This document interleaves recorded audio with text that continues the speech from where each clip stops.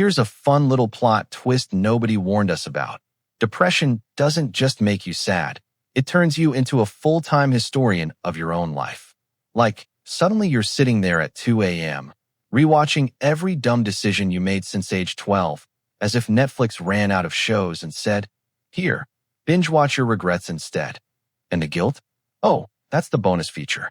Depression hands you this imaginary invoice titled "Time You Wasted," with numbers so dramatic even your accountant would faint.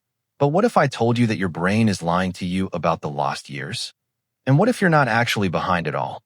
You know that feeling when you look at your day and suddenly realize you spent 3 hours scrolling through memes, 2 hours stressing over stuff that never even happened, and somehow still feel like a total failure? Yeah, that one. The guilt, the heaviness, that little voice whispering. Why can't you just be normal? Why can't you get your act together? If that sounds familiar, congratulations, you're human. And also probably running on at least 3 cups of "Why am I like this?" coffee a day. Maybe you've been trying to fix it all with pep talks, self-help books, or just snap out of it advice, but it never sticks. You tell yourself, tomorrow I'll start fresh. Yet tomorrow comes, and surprise. Same old cycle. And every time it repeats, that guilt piles up like emotional Lego blocks stabbing you in the back. And here's the kicker. It's not just the days lost, it's the years. You look back and feel like time snuck out the back door while you were busy spiraling in your head. Friends seem to have it all together. Your productivity apps scream at you. And somehow, you're left wondering if you're the only one running late in life. Well, here's the thing. You're not broken.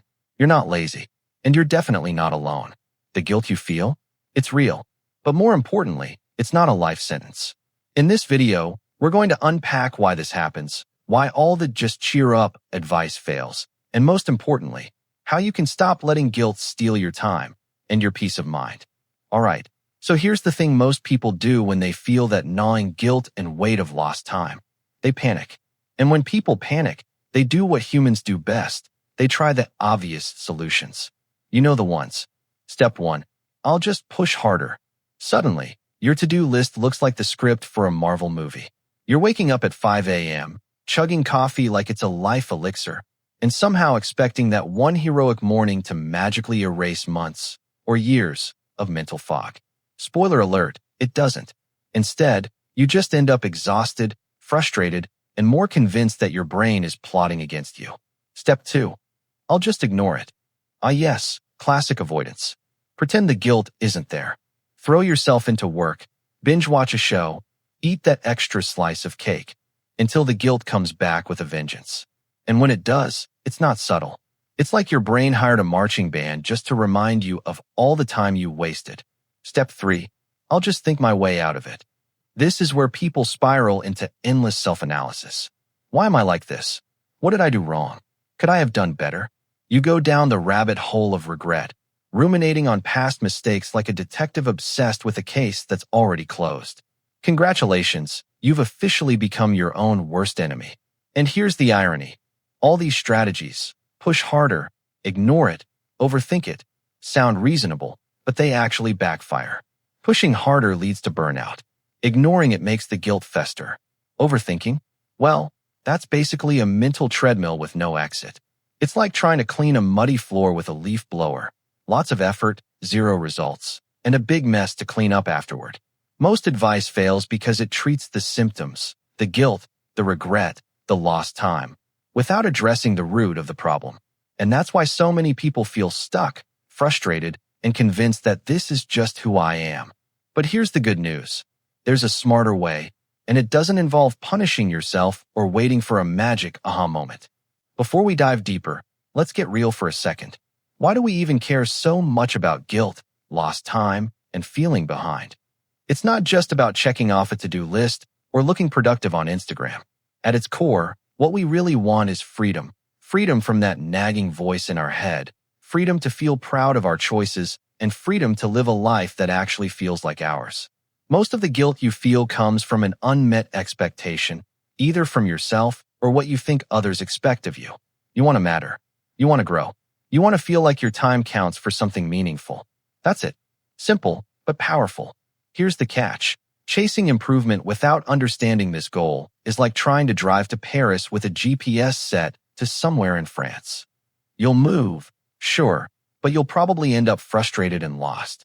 Recognizing that your real goal is to reclaim your sense of control, value, and forward momentum is the game changer. Once you see that, everything else, the strategies, the hacks, the small steps, starts making sense. Okay, here's where things start to get interesting. Because up until now, we've been talking about guilt, lost time, and all the ways people completely fail at fixing it. But here's the thing most people don't realize. The guilt isn't the problem. Yep, I said it. The guilt, the heaviness, the self-blame, the tiny voice in your head going, "You should have done better," is actually a signpost, not a sentence. It's pointing to something deeper. See, guilt is basically your brain waving a little flag that says, "Hey, something here matters to you." It's your subconscious highlighting values that aren't being met. Maybe it's personal growth. Maybe it's connection with others. Maybe it's just that deep, universal desire to feel like you're moving forward in life instead of stuck on pause. The moment we stop treating guilt like an enemy and start treating it like a guide, everything changes. Here's the catch. Most of us respond to guilt the way a cat reacts to a cucumber, terrified, confused, and ready to leap into chaos. We either try to ignore it, punish ourselves, or overcomplicate it. And while those strategies are entertaining in a "let's see how badly I can ruin my own day" kind of way, they don't work. The smarter approach? Acknowledge, analyze, and act. Step 1 is acknowledgement. Instead of beating yourself up for losing 3 years to procrastination, depression, or just plain life chaos, say, "Okay, that happened. It's done. I feel guilty." That's normal. No judgment, no shame parade, just recognition. Because when you stop fighting the guilt, it stops controlling you.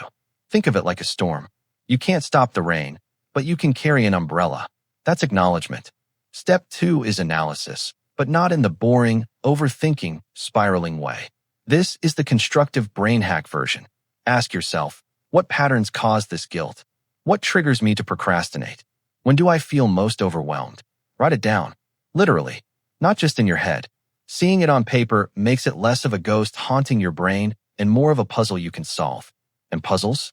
Puzzles are fun. Guilt isn't. Step 3 is action. This is where we stop philosophizing and start hacking our brains. And no, I don't mean an extreme life makeover overnight. Small, precise actions are what break guilt's grip. Set one achievable goal per day, track it, and celebrate even tiny wins. For example, instead of trying to finish a 500-page book in a day, classic guilt-fueled ambition, commit to reading 5 pages. 5. That's less than the length of most emails, but it's progress. And progress, tiny, incremental progress, kills guilt faster than motivational quotes ever could. Here's the big insight tying all this together. Guilt is just a signal, not a verdict. Think of it like a car's check engine light. You don't scream at your dashboard. You check the oil, inspect the spark plugs, and maybe take it to a mechanic. Same thing with guilt. It tells you something needs attention, but it doesn't define your life. Treat it as feedback, not a curse. And there's a bonus hack. Reframe lost time. Instead of saying, "I wasted 3 years," try, "I learned a lot in those 3 years," even if it doesn't feel like it. Because here's a truth most people ignore. Experiences, good, bad, messy, or unproductive, always teach you something. You might not have built a business, mastered a skill, or become a productivity ninja during your lost years, but you did build awareness. You learn what drains you, what motivates you, what your mind can handle. That's valuable. Let me give you a metaphor. Imagine life as a giant library. Every year, every experience, every mistake, and every bit of guilt is a book. Some are bestsellers. Some are dusty manuals nobody reads. Sure, you wish some shelves were fuller with shiny, exciting titles. But every book in that library, yes, even the guilt-filled, regret-stuffed ones, teaches you something about how to navigate the next aisle. Finally, remember the compound effect of small wins. Tiny, consistent actions aren't flashy. They don't make for viral TikToks or motivational Instagram posts, but they quietly accumulate. Reading 5 pages, sending 1 thoughtful email, walking 10 minutes, reflecting for 5. Those small actions, repeated day after day, rebuild your sense of control, slowly, without guilt turning it into a punishment spiral. So here's the main principle in plain English. Acknowledge the guilt without shame. Analyze what caused it and what it's teaching you. Act with small, meaningful steps to reclaim your time. Reframe lost time as learning, not failure. Compound small wins consistently. Do all of that, and suddenly, the guilt that felt like a prison becomes a GPS. It's no longer stealing your years. It's guiding you to the next chapter. All right, let's bring this to life. Imagine Sarah. She's in her late 20s, juggling work, side hustles, and the constant guilt of not doing enough. One Friday night, she's sitting on her couch, scrolling through social media, and, surprise, everyone else seems to have it together. Her friend posted a photo of their new promotion, another friend is traveling to Bali, and there's a stranger who just ran a marathon before breakfast. Meanwhile, Sarah has eaten 2 cookies, watched a full season of a show she can't even remember the name of, and has a notebook full of half-finished goals. Classic. She sighs, flops onto the couch, and mutters, "Why can't I just get my life together?" Enter her inner voice, the sarcastic roommate we all carry around. "Oh, you mean the one that spent the last 3 years binge-watching shows and overthinking life? Yeah, sounds like you're crushing it."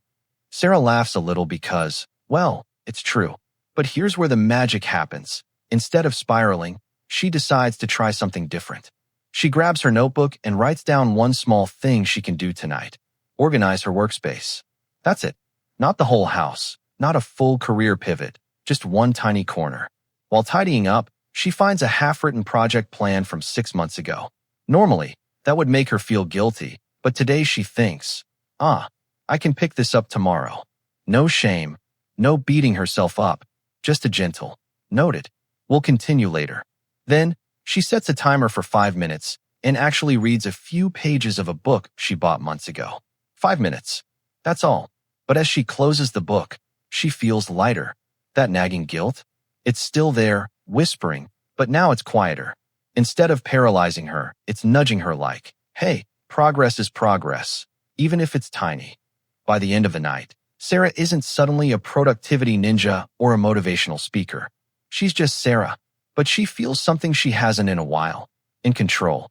She's learning that small, deliberate actions, acknowledging guilt, taking tiny steps, and reframing lost time, actually work. And that's enough to start reclaiming her years without the crushing self-blame. See, that's the core principle in action. Not grand gestures, not overnight transformations, just tiny wins stacked up, turning guilt from a weight into a guide. All right, enough theory, let's get practical. How do you actually take this guilt, stop it from stealing your time, and start reclaiming your life? Here's a simple, actionable guide you can try today. Step 1, acknowledge the guilt. Before you do anything else, just say it out loud or write it down. I feel guilty about X. No judgment, no shame. Think of it like admitting you're lost before using a map. It's the first step to finding your way. Step 2, break it down. Instead of trying to fix everything at once, classic trap, pick one small area you can improve. Maybe it's your workspace, your morning routine, or even just finishing a short task you've been putting off. Small wins beat giant, overwhelming goals every single time. Step 3, take tiny, deliberate action. Set a timer for 5 to 15 minutes and focus on that one thing. No multitasking, no perfectionism. Just one step. Seriously, 5 minutes of focused action can feel more satisfying than 3 hours of stressed-out panic. Step 4, reframe lost time. Instead of thinking, I wasted months/years, reframe it. I learned what doesn't work, and now I know how to do better. That mental switch reduces guilt and turns regret into fuel. Step 5, track your wins. Write down even the tiniest achievements, a completed task, a clear desk, a productive conversation. Seeing progress builds momentum, and momentum is basically guilt's kryptonite. Step 6, repeat consistently. This isn't a one-time magic trick. Stack these micro-actions daily, and you'll slowly but surely reclaim control of your time and your life, without guilt constantly stealing the show. Okay, now for a little brain hack you can use anytime guilt starts sneaking in. Let's call it the guilt GPS. The idea is simple. Instead of letting guilt paralyze you, turn it into a signal that guides your next step. Think of it as a GPS for your brain. Here's how it works. The next time you feel that sinking, "I wasted so much time feeling," pause. Take a deep breath. Then ask yourself 3 quick questions. What am I feeling guilty about? Say it out loud or jot it down. Naming it shrinks it. What can I do right now, even if it's tiny, to move forward? Maybe it's writing 1 sentence, folding a pile of laundry, or sending that email. Tiny wins count. What did I learn from the lost time? Every experience, even unproductive or messy ones, teaches you something. Recognize it. Once you answer these, pick that 1 micro-action and do it immediately. That's the GPS recalculation moment. Here's the fun part. You can even visualize it. Imagine guilt as a little flashing arrow on a map, pointing you to the next mini step instead of into a black hole. The more you practice this, the faster your brain stops panicking and starts navigating. And there you go. Guilt isn't a roadblock anymore. It's a directional sign, a friendly nudge, your personal GPS guiding you back on track, without stealing your years in the process. All right, let's wrap this up. Here's the takeaway. Guilt isn't your enemy, it's your guide. Those feelings of regret over lost time, they're signals, not sentences. When you acknowledge them, analyze what they're teaching you, and take small, deliberate steps, you slowly reclaim control over your life and your time. Remember Sarah from earlier? She didn't suddenly become a productivity ninja overnight. She started with tiny wins, reframed her lost time, and treated guilt as a GPS. That's all it takes. Small actions, consistently applied, compound into real change. So, if you walk away from this video with one thing, let it be this. Your past doesn't define you. Your actions do. Start small. Keep moving. Celebrate tiny wins. And watch as the guilt that once weighed you down turns into a quiet guide leading you forward. If this helped even a little, hit subscribe, give this video a like, and check out our other videos on practical life hacks and mindset shifts. You deserve progress without the guilt trip, and that's exactly what we're here to help you do.